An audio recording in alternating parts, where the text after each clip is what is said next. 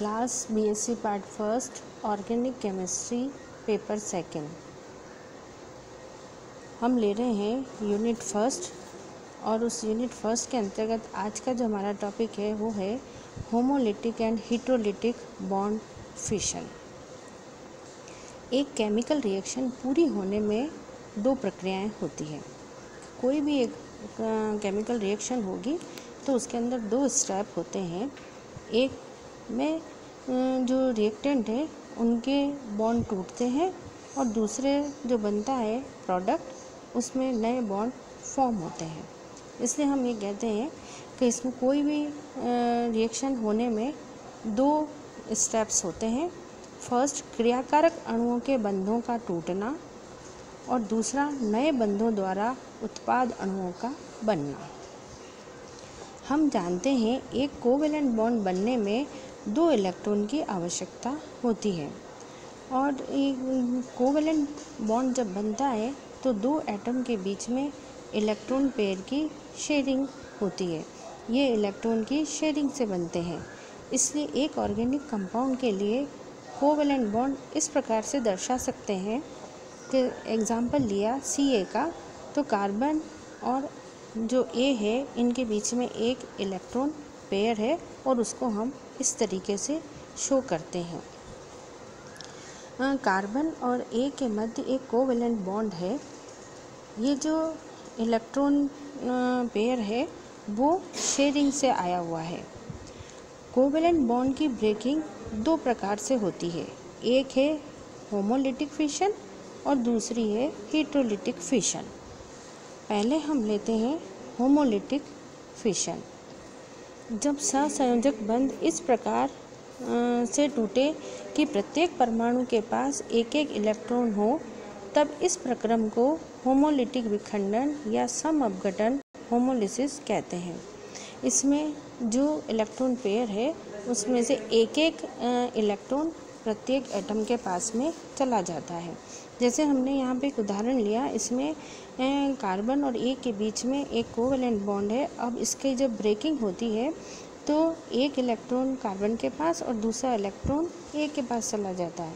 इसी तरीके से Cl2 है, उनमें भी इलेक्ट्रॉन की शेयरिंग है और शेयरिंग वाले इलेक्ट्रॉन एक क्लोरीन के पास और दूसरा दूसरे क्लोरीन के पास चला जाता है।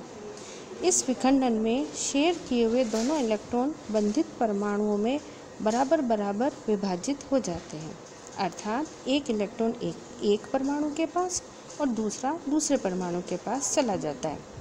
इस प्रकार बंधित दोनों परमाणु एक एक इलेक्ट्रॉन लेकर एक दूसरे से अलग हो जाते हैं और ये फ्री रेडिकल कहलाते हैं। जब स्पीसीज़ के पास में एक एक इलेक्ट्रॉन आ जाता है तो जो नई स्पीसीज़ बनती है उनको हम फ्री रेडिकल कहते हैं। ये जो बनी हुई स्पीसीज़ है या फिर हम जिन्हें कहें फ्री ये न्यूट्रल होते हैं। ये हाईली रिएक्टिव स्पीसीज़ है और बहुत कम स्टेबल होते हैं। इसके बाद हम लेते हैं structure and stability of carbon free radical. Carbon मुक्त मूलकों की संरचना एवं स्थायित्व। यहाँ हमने ये डायग्राम लिया है और उससे इसको समझाने की कोशिश करते हैं। एल्काइल फ्री रेडिकल में अयुग्मित इलेक्ट्रॉन वाले कार्बन परमाणु की sp2 संकृत अवस्था होती है।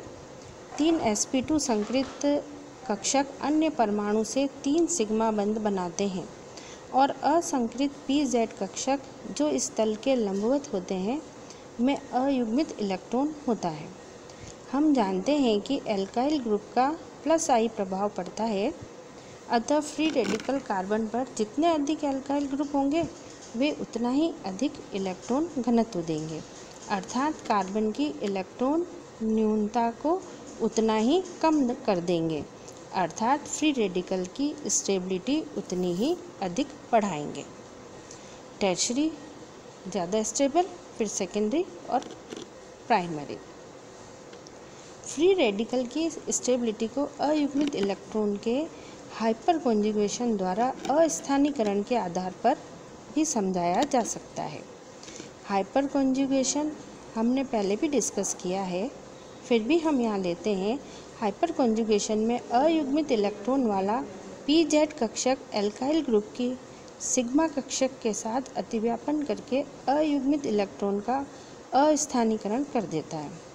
टर्शरी फ्री रेडिकल में अयुग्मित इलेक्ट्रॉन वाले कार्बन परमाणु पर 3 एल्काइल ग्रुप जुड़े होते हैं, अतः अयुग्मित इलेक्ट्रॉन का हाइपर कॉन्जुगेशन द्वारा अधिकतम अस्थानीकरण होता है, इसलिए टर्शरी फ्री रेडिकल की स्टेबिलिटी अधिकतम होती है। तो हम प्रेरणिक प्रभाव और हाइपर कॉन्जुगेशन, इससे हम इसकी स्टेबिलिटी को समझाते हैं। तो अभी हमने देखा कि एक बॉन्ड कैसे ब्रेक होता है और वो उसमें जो होमोलिटिक फिशन है उससे क्या स्ट्रक्चर बनेंगे और जो स्ट्रक्चर बनते हैं उस जो स्पीसीज़ बनी है उस स्पीसीज़ की स्टेबिलिटी कैसे होगी, ये हमने आज लिया। नेक्स्ट में हम इसको आगे कंटिन्यू करेंगे। Thank you.